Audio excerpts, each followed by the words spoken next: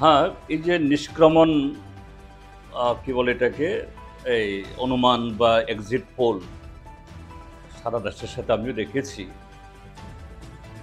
এই এক্সিট পোলে শাসক দলকে প্রায় সবকটি সংস্থাই বিপুল আসনে জিতিয়ে দিয়েছে। কিন্তু আমি বলবো দুটো জিনিস। প্রথমত হলো এক্সিট পোল কখনো কখনো হুবহু মিলে যায় ঠিকই, কিন্তু কখনো কখনো আবার ঠিক তার উল্টোটা হয়ে যায়। 2004 সাল এবং সে বছরে অটল বিহারী বাজপেয়ীর পক্ষে একটা হাওয়াও ছিল।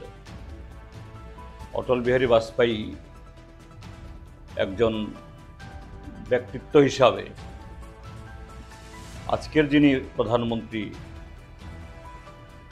অটল বিহারী বাজপেয়ী আজকের প্রধানমন্ত্রীর চাইতে উচ্চতার দিক থেকে, গ্রহণযোগ্যতার দিক থেকে হিমালয়ের সাথে মাটির, অর্থাৎ এই ধরনের পার্থক্য। এবং গোটা প্রচারেও একটা ফিল গুড ফ্যাক্টর এরকম একটা অবস্থা হয়েছিল যে গতকালের মতোই সবকটি এরকম এই সংস্থাগুলো তারা অটল বিহারী বাজপেয়ীকে আবার প্রধানমন্ত্রী আসনে বসিয়ে দিয়েছিলেন। কিন্তু ফল হয় উল্টো। এই এনডিএ হেরে যায়, ইউপিএ সরকার আসে। ডক্টর মনমোহন সিং শুধু 2004 না, 2009 সালেও আবার প্রধানমন্ত্রী হয়েছেন, অর্থাৎ বিজেপি ক্ষমতা আসতে পারেনি। তো সেদিক থেকে এবারের নির্বাচন যদি আমরা একটা তুলনা করি 2004-এর সাথে, শাসক দলও বা কি ইলেকট্রনিক মিডিয়া, কি প্রিন্ট মিডিয়া বা কোনো সংস্থা কেউ দাবি করেনি এখন অবধি যে দেশে নির্বাচনে কোনো হাওয়া ছিল। কোনো হাওয়া নেই। আবার শাসক দল অর্থাৎ বিজেপি যে জায়গায় এরকম একটা জিগির তোলার দিক থেকে তাদের সাথে অন্যের তুলনায় তারা অনেক এগিয়ে।